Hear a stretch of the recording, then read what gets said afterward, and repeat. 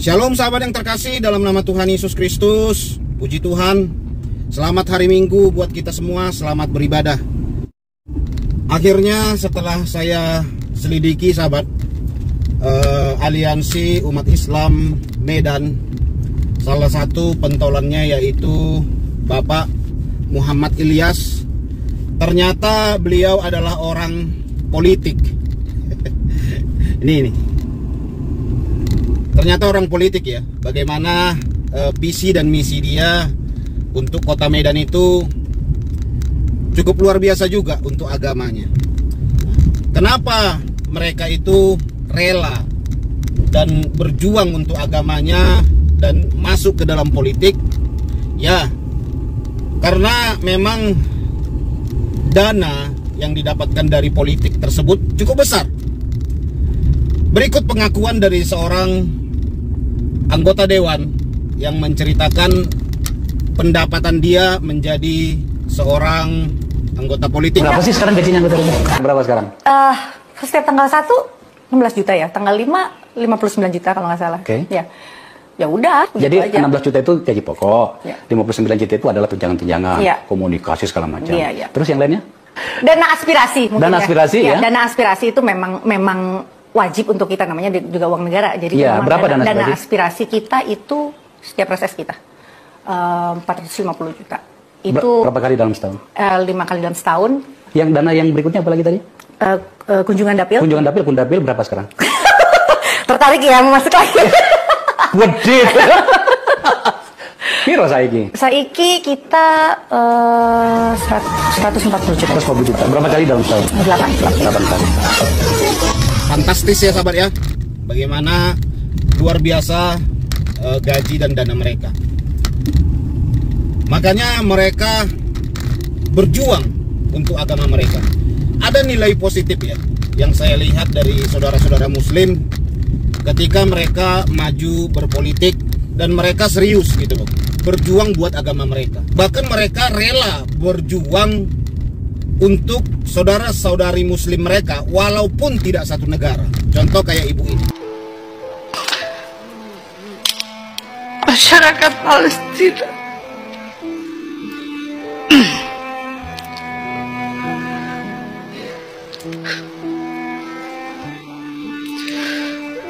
di mana kemanusiaan kita. Ya, dia sampai menangis menceritakan bagaimana Palestina, umat muslim itu harus berjuang untuk Palestina. Sementara di negeri dia sendiri terjadi penjajahan untuk kaum minoritas.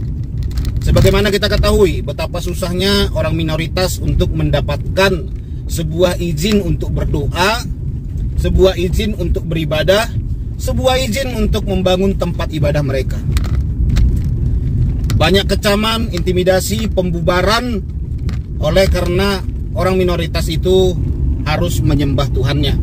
Bahkan peraturan-peraturan yang sangat sulit harus mereka hadapi, izin yang begitu sulitnya harus mereka hadapi ketika berjuang untuk menyembah Tuhannya. Ya, tetapi ada nilai positif ya yang saya lihat dari saudara muslim ini. Ketika mereka duduk, banyak di antara mereka itu tetap komitmen berjuang buat agamanya. Ya, di daerah saya ini kalau ada demo bela Palestina, demo bela Al-Quran, bela Nabi dan yang lain-lainnya, tidak segan-segan para anggota dewan, para orang-orang politik turun ke jalan-jalan. Bahkan mereka memfasilitasi kebutuhan-kebutuhan untuk acara-acara pembelaan untuk Nabi, untuk Al-Quran, untuk agama dan tempat ibadah mereka. Dan mereka cukup serius ya. Sebuah fakta terbalik yang kadang-kadang saya temukan di kita orang Kristen, ya jujur ini sebagai motivasi buat kita sahabat, bukan sebagai hal yang merendahkan kekristenan, bukan, tapi motivasi bagi kita yang seorang Kristen. Marilah kita juga berjuang bersama-sama tanpa memandang sinode, tanpa memandang gereja, karena kita adalah satu tubuh di dalam Kristus, berjuang bersama-sama di dalam iman kita masing-masing. Kadang-kadang saya melihat dari kalangan kita sendiri, saat-saat masa-masa politik, janjinya begitu luar biasa. Mereka siap pasang badan untuk hal-hal yang mengganggu peribadatan orang-orang Kristen.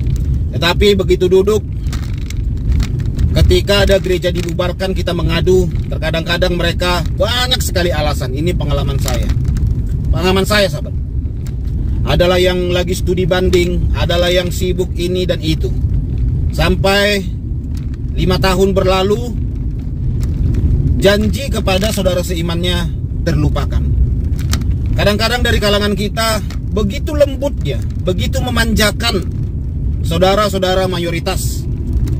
Tetapi untuk kalangan saudara seimannya, begitu kerasnya mereka. Salah satu ya, tokoh yang saya kagumi, seorang tokoh Kristen yang saya kagumi, yaitu Basuki Cahayapurnama atau Ahok. Sampai sekarang saya masih kagum sama beliau. Tetapi beliau itu, asal saudara tahu, beliau itu selama menjabat sangat memanjakan saudara muslim. Walaupun akhirnya dia didemo oleh orang yang dia manjakan itu, kan gitu ya. Pak Ahok menggratiskan berapa orang untuk pergi umroh. Lalu datang orang Kristen, "Pak, kami juga mau dong dapat gratis ke Yerusalem." Pak Ahok pun langsung marah. Waktu Ahok membangun masjid, beberapa masjid dia bangunkan untuk saudara muslim. Lalu seorang pendeta berkata kepada Ahok agar mengeluarkan izin sebuah gereja yang begitu lama terbangun, namun izinnya sangat susah keluar.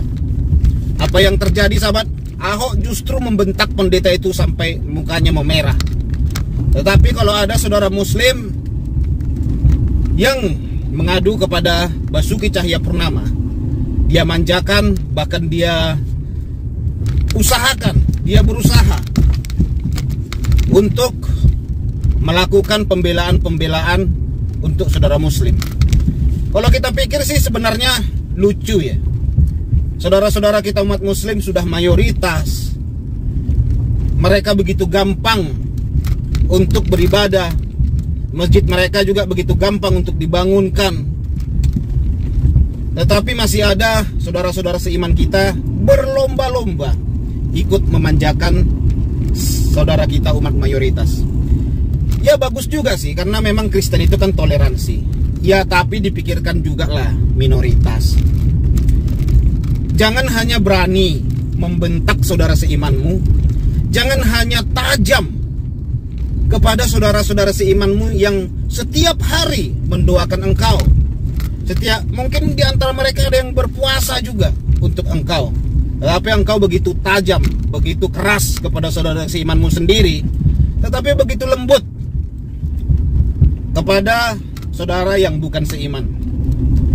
Bukan maksud saya juga harus keras kepada saudara yang bukan seiman, lembut kepada saudara seiman. Itu tidak boleh juga, sahabat. Itu melanggar firman Tuhan. Seharusnya kesetaraan, itulah Kristen, sahabat. Tanpa keberpihakan, tanpa melakukan ketidakadilan. Seharusnya kan begitu.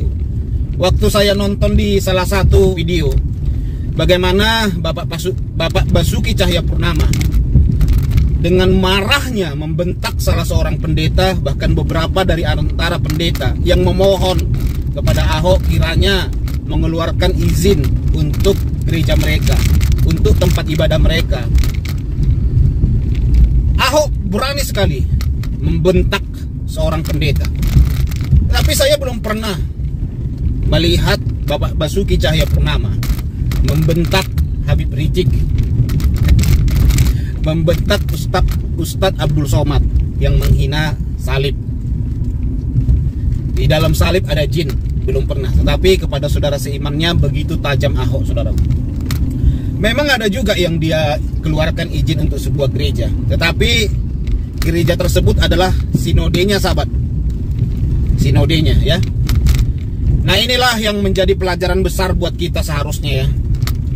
Bagaimana kita orang-orang saudara seiman ini, supaya mari dong berjuang bersama-sama melawan intoleransi dan radikalisme.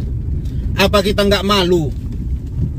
Di sisi lain ada begitu banyak ustadz dan para pegiat-pegiat media sosial yang beragama Islam, sebutlah seperti Denny Siregar, Abu Janda, Ade Armando, yang siap korbankan nyawa mereka.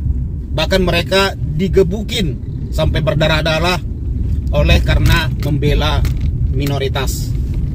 Ada beberapa juga ulama dan ustadz yang ikut bersuara melihat ketidakadilan ini. Sementara di antara kita sibuk memanjakan saudara mayoritas